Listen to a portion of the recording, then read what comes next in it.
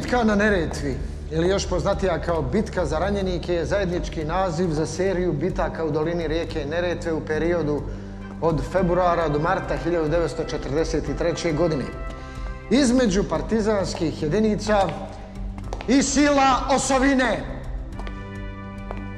Jugoslovenska historija tu bitku naziva četvrta kvislinško-okupatorska ofanziva, a neprijatelj je izvodio pod nazivom Operacija Vajs.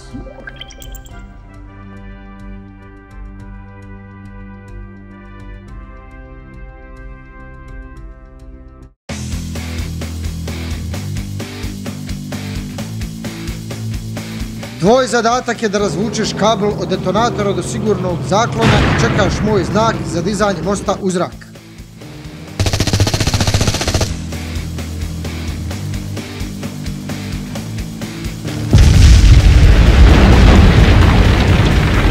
Improvizovani most će uskoro da bude napravljen, međutim Nemci su počeli da sumnjaju da nešto nije u redu.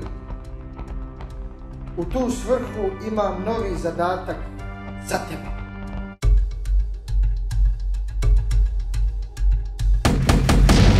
Bravo! Oborio si treći avion!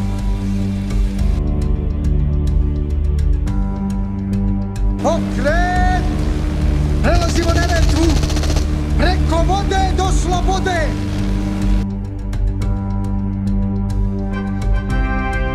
Dobili smo bitku i spasili ranjenike.